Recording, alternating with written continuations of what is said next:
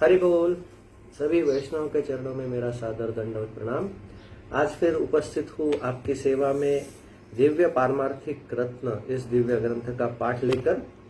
पिछले सत्र में हमने श्रील प्रभुपाद का पदाश्रय यानी दीक्षा ग्रहण समारोह के बारे में पढ़ा, जहाँ पर हमारे परम गुरुदेव श्रील भक्ति प्रमोद पुरी गोस्वामी ठाकुर इन्होंने श्रील प्रभुपाद से दीक्षा ग्रहण की। तत्पश्चात उन्हें श्रील प्रभुपाद के द्वारा एक कलम यानी एक पेन भेंट स्वरूप मिला, जिसका परम गुरुदेव ने जीवन भर की सेवा समझकर स्वीकार किया। आज हम आगे का पाठ करेंगे। तत्पूर्व प्रार्थना करते हैं हमारे प्रिय गुरुदेव, परम गुरुदेव और समस्त वैष्णव आचार्य और परम भगवान से, और फिर हमारा पाठ शुरू करते हैं। वंदेहम श्री गुरु श्रीयुता पदकमलम श्री गुरु वैष्णवांश्च श्री रूपा साग्रजाता सहगणा रघुनाथान्वितं तं सजीवं साद्वैतं सावधूतं परिजना सहितं कृष्णचैतन्यदेवं श्री राधा कृष्णपदा सहगणा ललिता श्री विशाखान्वितांश्च ॐ अज्ञानतिमिरान्धस्य ज्ञानाञ्जनशलाकया चक्षुरुन्मिलितं येन तस्मै श्रीगुरवे नमः। गुरवे गौरचन्द्राय राधिकाय तदालये कृष्णाय कृष्णभक्ताय तद्भक्ताय नमो नमः। नमो विष्णुपादाय गौरांगप्रेष्ठरूपिणे श्रीभक्ति विबुधाय वै बोधाय नितिनामिने नमो भक्ति प्रमोद श्रीपुरी प्रेष्ठस्वरूपिणे तद्भिन्न प्रकाशाय करुणामूर्तये नमः। कृष्ण भक्ति गुणाख्याने तन्महत्म्य प्रचारिणे सदा सन्निष्ठ रूपाय गुरवे प्रभवे नमः। प्रभुपादरतिश्चैव श्री गुरु प्रेम सेविने विश्वे गौरमनोभीष्टं हरेर्नाम प्रचारिणे नौमि बोधायनं देवं कृष्ण शक्ति स्वरूपकं प्रभुपाद प्रियकांत श्रीपुरी पृष्ठ सेवकं। नमः ओं विष्णुपादाय गौरप्रेष्ठाय भूतले श्री श्रीमद्भक्ति प्रमोदाय पुरी गोस्वामी नामिने दिव्य ज्ञान पदात्रे च प्रभवे जन्म जन्मनि ज्ञान वैराग्य देहाय शास्त्र सिद्धांत संविदे पतितानां समुद्धारे यतिवेश धराय वै प्रचाराचार कार्ये च जागरूकाय सर्वदा यथोदवस्या कुमारात् भगवदर्चने रतिः वैष्णवानां सर्वकृत्ये दक्षता परमा तथा। नमो ओं विष्णुपादाय कृष्णप्रेष्ठाय भूतले श्रीमते भक्तिसिद्धान्त सरस्वती नामिने श्रीवार्षभानवी देवी दयिताय कृपाब्दये कृष्ण संबंध विज्ञान दायिने प्रभवे नमः। माधुरोज्ज्वल प्रेमाढ्य श्री रूपानुग भक्तिद श्री गौर करुणाशक्ति विग्रहाय नमस्तुते। नमस्ते गौरवाणी श्रीमूर्तये धीरतारिणे रूपानुग विरुद्ध अपसिद्धांत ध्वान्तहारिणे। भज श्री कृष्ण चैतन्य प्रभु नित्यानंद श्री अद्वैत गदाधर श्रीवासादि गौर भक्त वृंद। हरे कृष्णा कृष्ण कृष्ण हरे हरे हरे राम राम राम हरे हरे। हरि बोल। तो आज हम पाठ करने वाले हैं वैभव 14, जिसका शीर्षक है समय का सदुपयोग। गुरुदेव लिखते हैं, श्री प्रणवानंद एक बाल ब्रह्मचारी थे। उनका शरीर सुंदर तथा रंग सुनहरा था। वह गेरुए यानी केसरिया वस्त्र धारण करते थे एवं दैन्यता की प्रतिमूर्ति थे। वह सदैव पर्ववर्ती आचार्यों के वैष्णव चरित्र के आभूषण के समान निर्देशों तथा गुणों का निष्ठापूर्वक पालन करते थे। श्री प्रणवानंद BSc कलकत्ता के एक पोर्ट ट्रस्ट में एक अधिकारी के रूप में कार्य करते थे। दीक्षा के पश्चात उन्होंने डाक के द्वारा अपने कार्यालय में अपना त्याग पत्र भिजवा दिया, किंतु कोई भी संस्था भला एक सत्यनिष्ठ, परिश्रमी, विनम्र तथा बुद्धिमान कर्मचारी को क्यों छोड़ना चाहेगी। श्री प्रणवानंद के कार्यालय के अन्य कर्मचारियों ने उनसे बोर्ड ऑफ डायरेक्टर्स का सदस्य बनने रहने के लिए पुनः पुनः आग्रह किया, किंतु उन्हें सफलता प्राप्त नहीं हुई, जिससे वह अत्यंत निराश हुए। श्री प्रणवानंद संपूर्ण रूप से श्रील प्रभुपाद के अभियान की सेवा में आत्मनियोग कर चुके थे। माया देवी भक्ति मार्ग में हमारी परीक्षा लेती है। यदि हम परीक्षा में उत्तीर्ण नहीं होते तो हम अपने आध्यात्मिक लक्ष्य से भटक जाते हैं। श्री प्रणवानंद के समक्ष दो परीक्षाएं थी, एक अच्छी नौकरी और दूसरी परिवार की भावनाएं। श्री प्रणवानंद के परिवार का कोई भी सदस्य उनके गेरुए वस्त्र धारण करने के निर्णय को प्रथम दृष्टि से स्वीकार नहीं कर सका। उनके माता पिता निरंतर एक के पश्चात एक पत्र प्रेरित कर उन्हें समझाने की चेष्टा करते रहे कि तुम गृह लौट आओ। मठ में निवास करने के स्थान पर तुम गृह में ही निवास कर भक्ति करो। मठ के तत्कालीन नियमानुसार मठ में किसी का भी पत्र आने पर सर्वप्रथम श्रील प्रभुपाद उसे पढ़ते थे।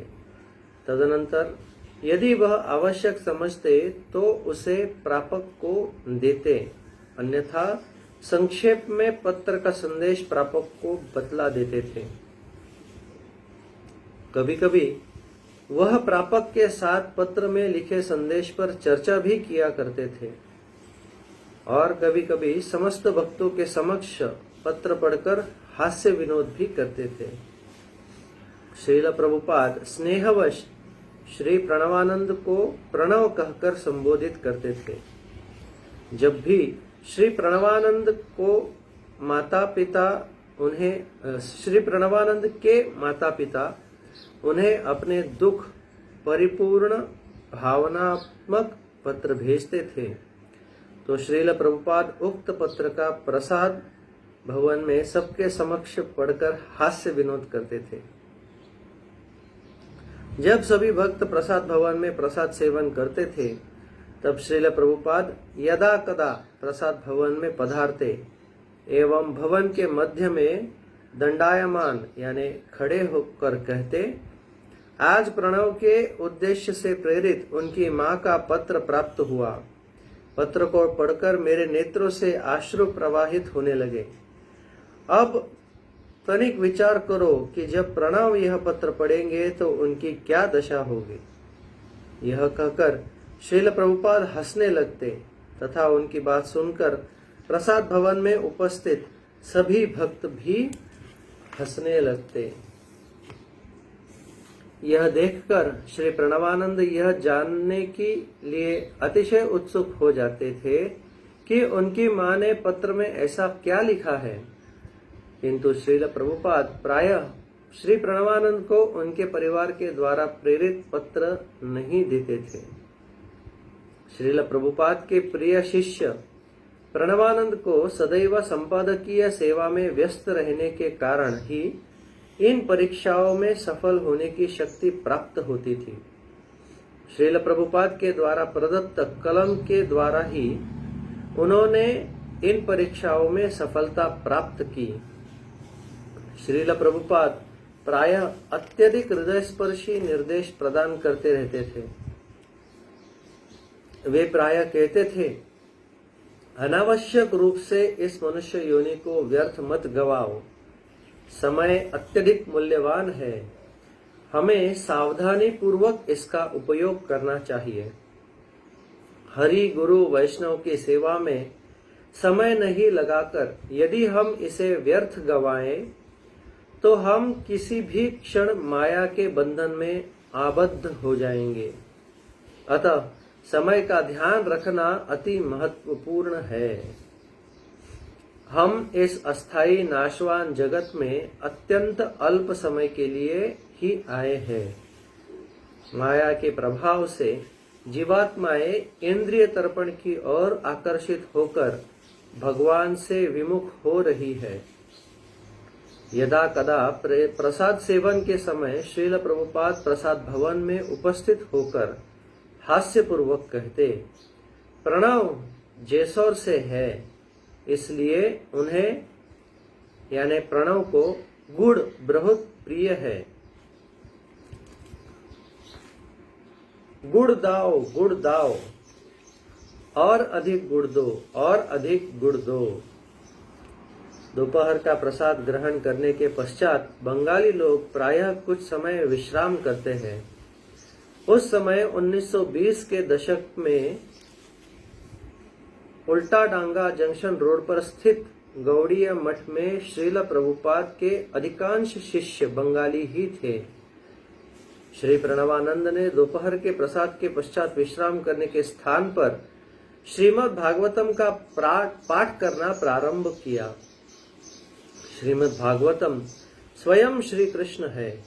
श्रीमती राधा रानी श्री कृष्ण से अभिन्न है और श्रील प्रभुपाद श्रीमती राधा रानी के प्रिय नयन मणि मंजीरी है। जब जनसाधारण को ज्ञात हुआ कि गौड़िया मठ में दोपहर के समय श्रीमद् भागवतम की कथा होती है, तो बहुत से नौकरी करने वाले लोग श्री प्रणवानंद प्रभु की कथा श्रवण करने के लिए मठ में उपस्थित होने लगे। श्रील प्रभुपाद दोपहर के समय अपनी भजन कुटी का द्वार अवरुद्ध करके हरिनाम जप करते थे। विश्राम करने में समय व्यर्थ नहीं करके श्री प्रणवानंद दास ब्रह्मचारी मठ के भवन में बैठते एवं उपस्थित लोगों को श्रीमद् भागवतम की कथा सुनाकर उनके समय का सदुपयोग करने में सहायता करते। जब श्रील प्रभुपाद को यह संवाद प्राप्त हुआ तो उन्होंने श्री प्रणवानंद को हृदय से आशीर्वाद प्रदान किया। श्रील प्रभुपाद के आशीर्वाद से श्री प्रणवानंद की श्रीमद् भागवतम कथा और भी अधिक आकर्षक हो गई, जिससे धीरे धीरे श्रोताओं की संख्या वर्धित होने लगी।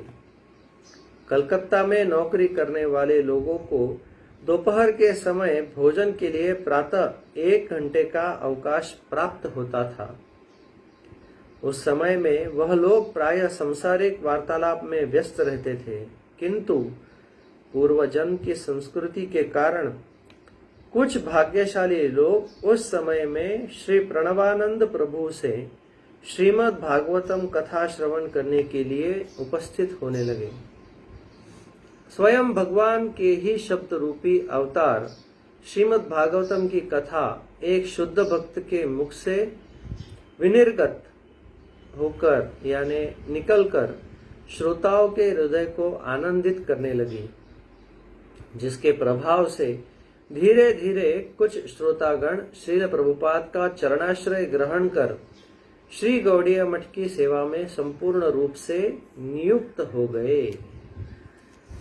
श्री प्रणवानंद प्रभु के मुख से कथा श्रवण कर श्री नृपेंद्र सन्याल, जो परिवर्तित काल में श्रील भक्ति कमल मधुसूदन गोस्वामी महाराज के नाम से प्रसिद्ध हुए, उन्होंने अमृत बाजार समाचार पत्र की अपनी तत्कालीन नौकरी से त्याग पत्र देकर अपना संपूर्ण जीवन श्रील प्रभुपाद के चरणों में समर्पित कर दिया।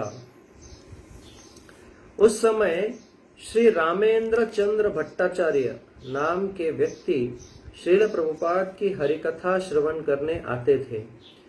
वह बहुत ही ध्यानपूर्वक श्रील प्रभुपाद की हरिकथा श्रवण करते थे। उस समय कुंज बिहारी विद्याभूषण प्रभु, जिनका आगे चलकर नाम श्रील भक्ति विलास तीर्थ गोस्वामी महाराज हुआ, श्रील प्रभुपाद के सचिव सेक्रेटरी थे। उन्हें श्री रामेंद्र चंद्र पर यह संदेह था कि वह अंग्रेजी शासन के गुप्तचर है। अतः उन्होंने श्री प्रणवानंद प्रभु को श्री रामेंद्र चंद्र के विषय में संज्ञान प्राप्त करने के लिए कहा।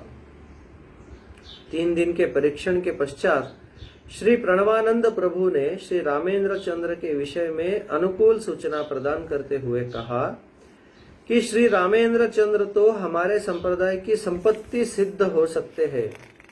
तत्पश्चात वर्ष 1926 में श्री रामेंद्र चंद्र भट्टाचार्य ने दीक्षा ग्रहण की और श्री रामेंद्र सुंदर दास नाम प्राप्त किया।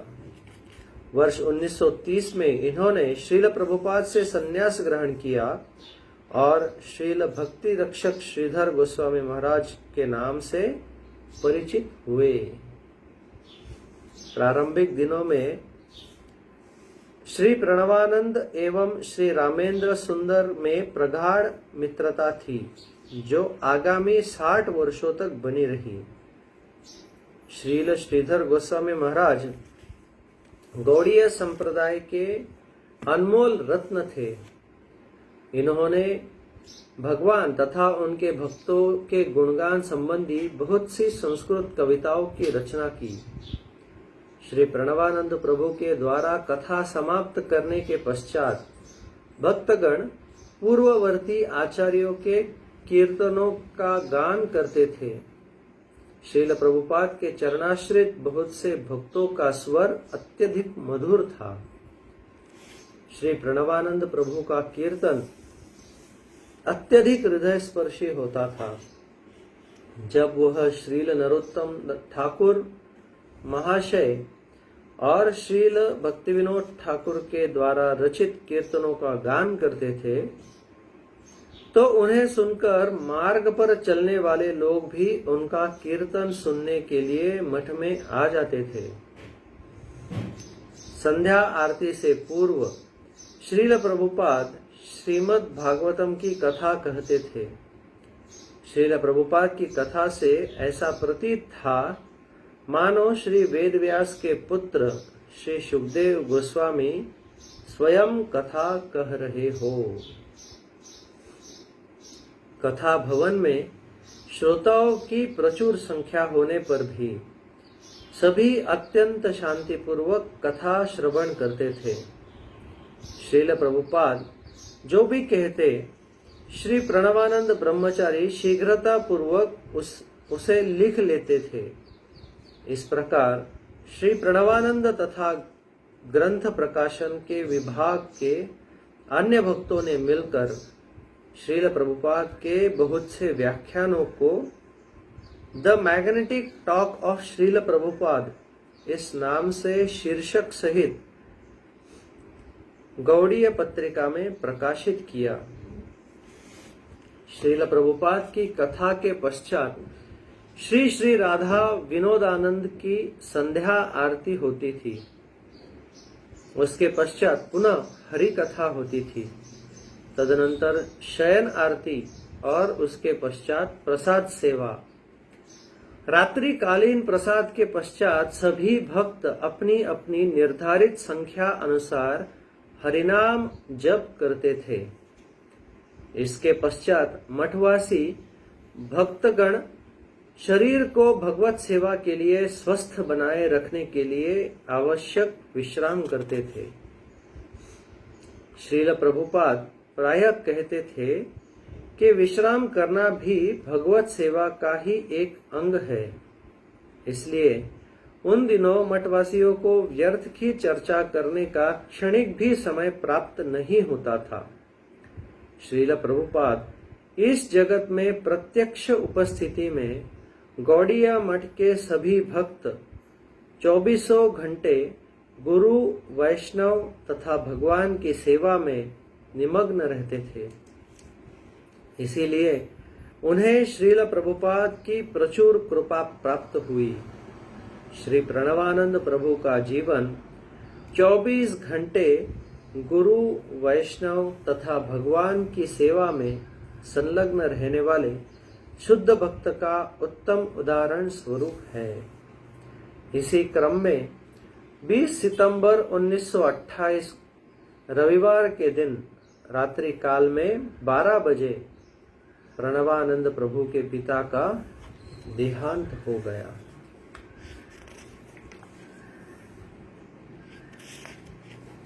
इस क्षण पर हमारा यह जो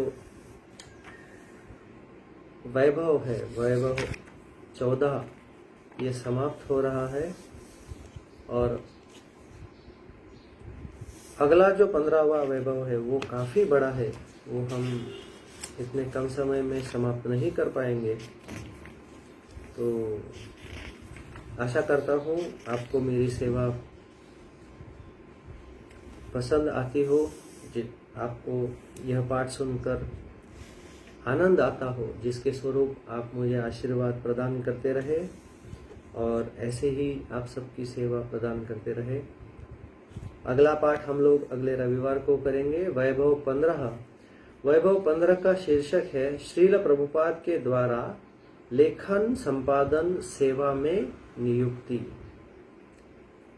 तो अगले रविवार को पुनः आपकी सेवा में उपस्थित रहूंगा। बहुत बहुत धन्यवाद। हरि बोल, दंडवत प्रणाम।